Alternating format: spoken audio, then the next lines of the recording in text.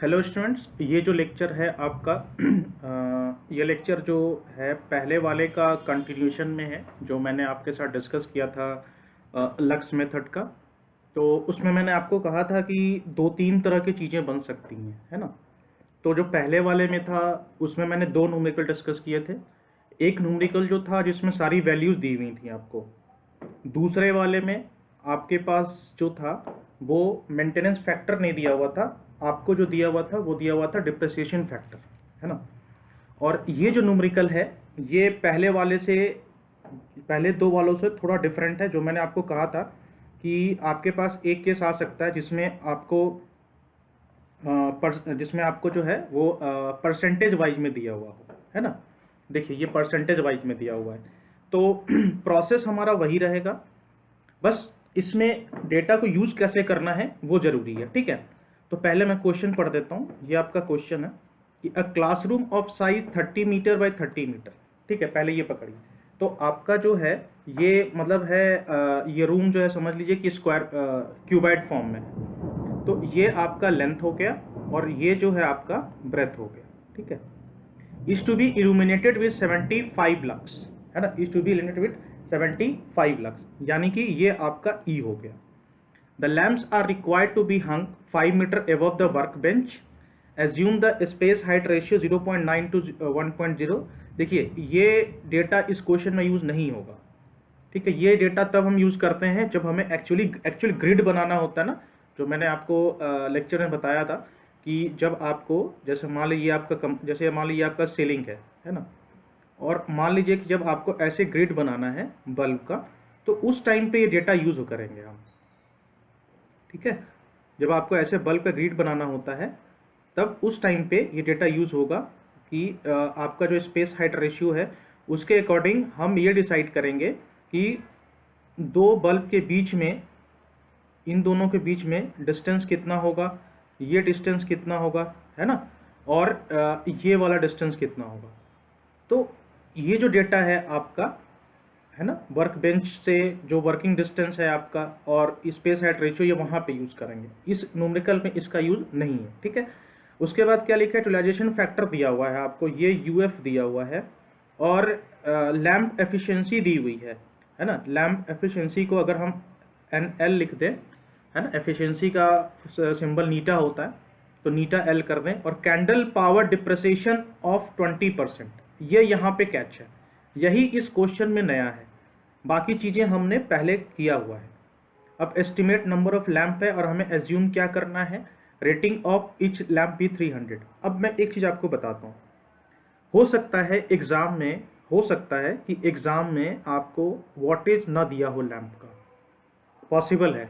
तो उसमें क्या है कि आप अप्रॉक्सीमेटली 150 या 300 मान करके आंसर आप निकाल दीजिए, लेकिन अपने आंसर में मेंशन कर दीजिए कि व्हाट यू हैव एज्यूम, आपने क्या एज्यूम किया है, ठीक है। करके निकाल दीजिए, गलत नहीं होगा, ठीक है। क्योंकि कभी कभी बुक में क्या होता है कि ये लैम्प का रेटिंग ही नहीं देते हैं, ठीक है, वो चीज़ है। दूसरा, कभी कभी न्यूमेरिकल में आपको यूटिलाइजेशन फैक्टर और आपका जो मेंटेनेंस फैक्टर है वो भी नहीं होता कभी कभी न्यूमेरिकल में। तो उसमें आपको क्या करना है कि जो पहले लेक्चर में मैंने आपको बताया, उसमें आपको यूटिलाइजेशन फैक्टर का जो रेंज है उसमें एक मान लेना है कि मैंने ये एज्यूम किया है, और मेंटेनेंस फैक्टर को आपको एज्यूम कर लेना है कि आपने क्या एज्यूम किया है। वो दोनों एजम्पशन आप बोल्ड लाइन में लिख दीजिए। अगर क्वेश्चन में नहीं दिया हुआ है तो बोल्ड लाइन में लिख के उसको स्क्वायर बना दीजिए। ये मेरा एजम्पशन है, इस एजम्पशन पे मैंने काम किया है, ठीक है। तो बेसिकली वो दिया रहेगा, अगर नहीं दिया है और अगर आपको लग रहा है तो आप एज्यूम करके उसको अंडरलाइन करके लिख दीजिए वहाँ पे, ठीक है। तो शुरू करते हैं। पहले वैसे ही शुरू करेंगे कि हमारे पास जो है वो गिवन क्या क्या है, ठीक है। क्या क्या गिवन है, L is equal to 30 meter, B is equal to 30 meter, ये दो चीज़ें दी हुई हैं हमें, ठीक है, 30 है। और आपको E दिया हुआ बेटा 75 लक्स दिया हुआ है, और इसकी ज़रूरत है नहीं। और UF दिया हुआ है, यूटिलाइजेशन फैक्टर क्या दिया हुआ है हमारे पास, ये दिया हुआ है 0.5, ठीक है। और लैम्प एफिशिएंसी नीटा L जो है वो क्या दिया हुआ है, 15 ल्यूमेंस पर वॉट दिया हुआ है, ठीक है। उसके बाद कैंडल पावर डिप्रिसिएशन, देखिए परसेंटेज में है ना। तो वैसे तो मैंने आपको क्या बताया था कि डिप्रिसिएशन फैक्टर जो आपका होता है, डिप्रिसिएशन फैक्टर जो होता है वो reciprocal of 1 upon maintenance factor होता है, और maintenance factor is equal to 1 upon depreciation factor, मैंने आपको यही बताया है। तो ये तो तब है जब आपका फैक्टर के फॉर्म में दिया रहेगा तो, लेकिन जब आप परसेंटेज में निकालेंगे, तो आपको क्या करना है कि जैसे मान लीजिए डिप्रिसिएशन फैक्टर 0 जैसे 20% दिया हुआ है ना, तो परसेंटेज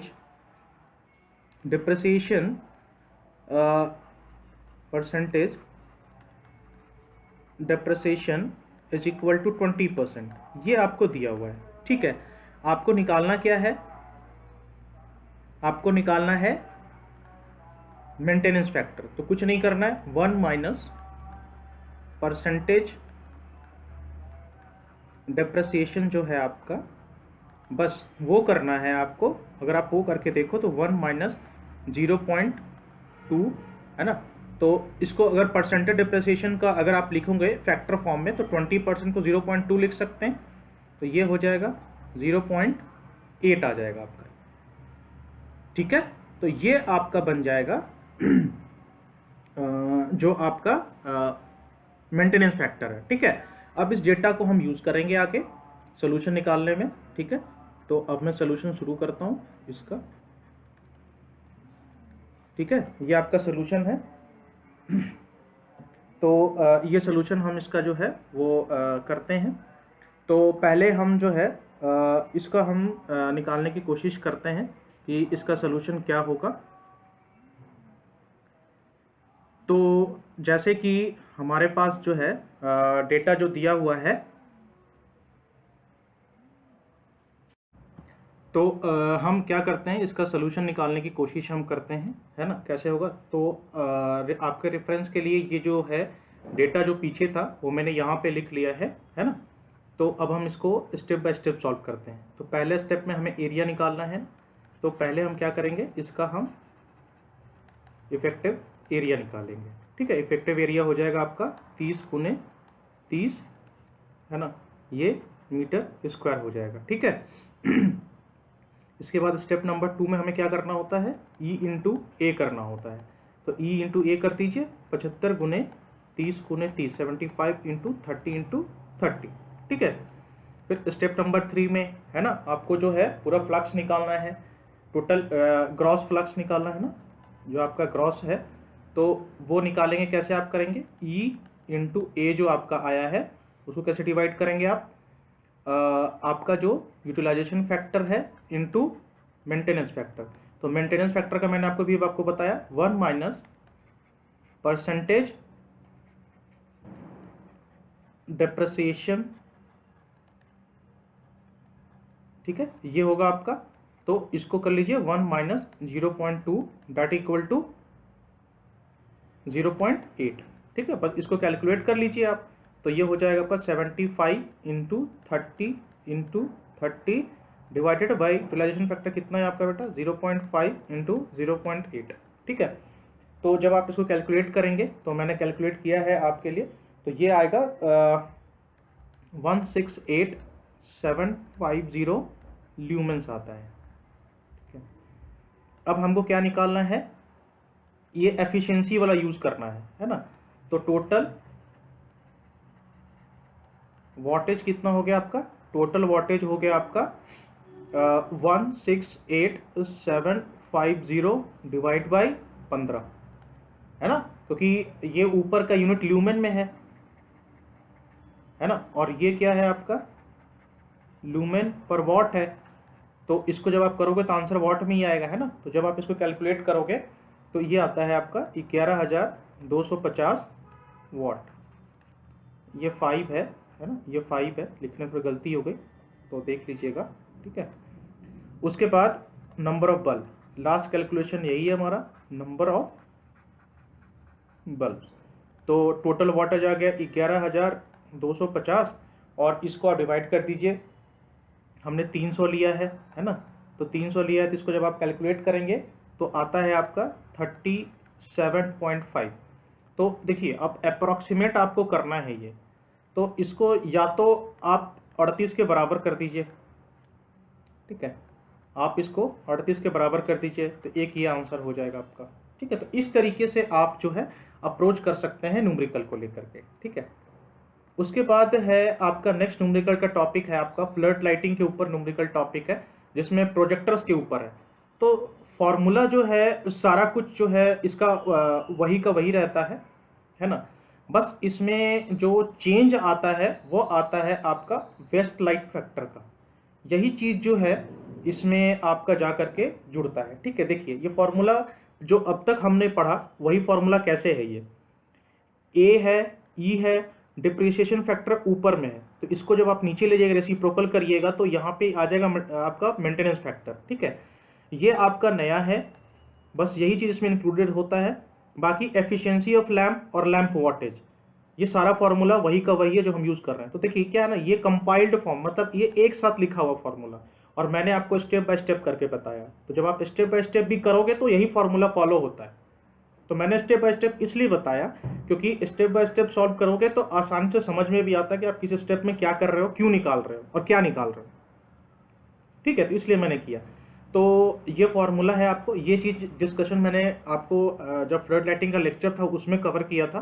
तो मैंने आपसे कहा था कि जो न्यूमेरिकल का टॉपिक है मैं एक साथ लूँगा, क्योंकि ये दोनों न्यूमेरिकल आपस में जुड़े हुए हैं, है ना। तो इसीलिए मैंने इन दोनों को एक साथ लिया है, ठीक है। तो इसके ऊपर न्यूमेरिकल जो है कैसे बनता है, वैसे ही न्यूमेरिकल बनेगा, लेकिन उसमें वेस्ट लाइट फैक्टर आ जाएगा। जैसे एक जो है मैंने न्यूमेरिकल लिया है आपका कि एक कॉन्क्रीट बिल्डिंग है, उसमें 50 मीटर और 15 मीटर आपका है, तो ये आपका लेंथ हो गया और ये आपका ब्रेथ हो गया, ठीक है। Is in an industrial town is to be illuminated by flood lighting projector 25 meter away, 25 meter दूर है, ठीक है। If the required illumination is 100 lux, देखिए दिया हुआ है ये, है ना। तो ये आपका क्या दिया हुआ बेटा, ये ई दिया हुआ है। कोफिशिएंट ऑफ यूटिलाइजेशन देखिए ये यूएफ दिया हुआ है यहाँ पे, क्वेश्चन पढ़ते ही समझ जाइए। डिप्रिसिएशन फैक्टर यहाँ दिया हुआ है, ये डिप्रिसिएशन फैक्टर दिया हुआ है।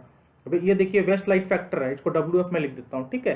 तो estimate the number of projector, इसमें ये एजम्पशन जो मैंने इसलिए दिया है क्योंकि ये क्वेश्चन में नहीं दिया हुआ था, तो मैंने ये इसलिए यहाँ लिखा है क्योंकि आप इसमें एज्यूम करके आंसर निकाल सकते हैं अगर नहीं दिया हुआ है तो, ठीक है। तो उसमें आपको ऐसे ही हाईलाइट करना पड़ेगा सोल्यूशन में।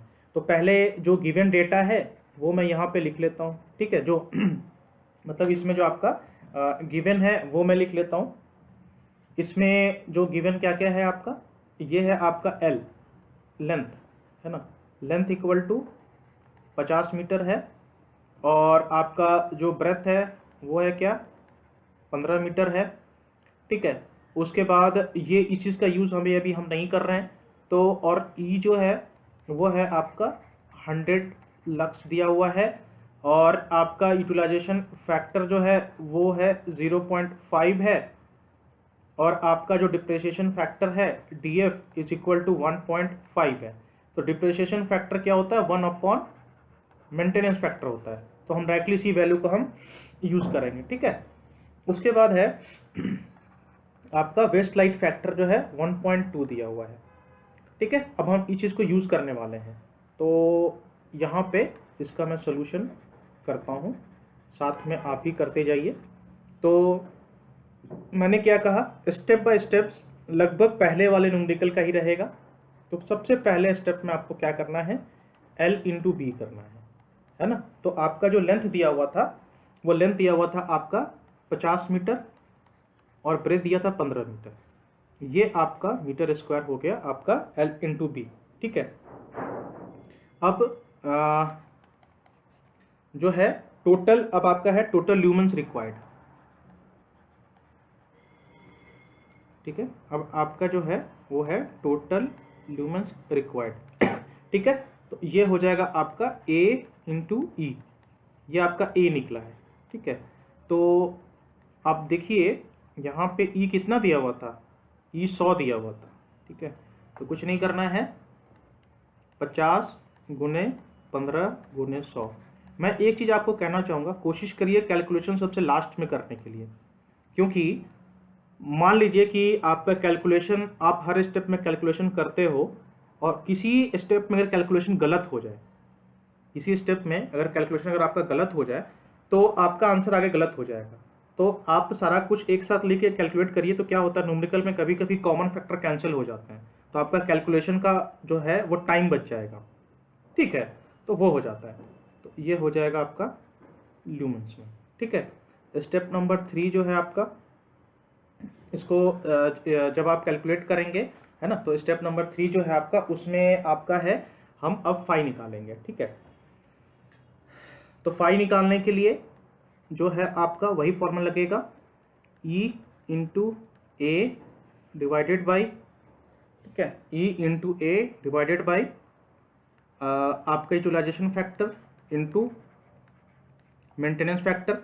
तो यहाँ पे हमको डिप्रिसिएशन फैक्टर दिया हुआ है, that equal to E into a into depreciation factor divided by U है।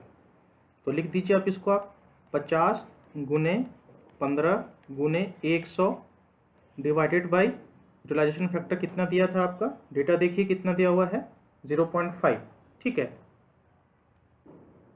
ये है आपका 0.5, ठीक है। और ऊपर में हमारा जो है आपका जो है डिप्रेशन फैक्टर कितना दिया हुआ है, देख लीजिए, ये दिया हुआ है आपका 1.5, है ना, तो ये हम ये 1.5 लिखेंगे।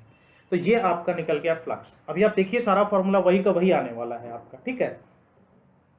अब जो हमारा फॉर्मूला था, है ना, तो अब इस फॉर्मूले में देखिए, अगर मैं आपको दिखाना चाहता हूँ कि हमने इस चीज़ का यूज़ कर लिया है, इसका यूज़ कर लिया है, इसका यूज़ कर लिया है, और ये भी यूज़ कर लिया है। अब बच गए हमारे पास waste light factor, lamp wattage और एफिशिएंसी ऑफ लैंप, है ना, वही का वही फॉर्मूला है, बस ये 3 चीज़ आ गए।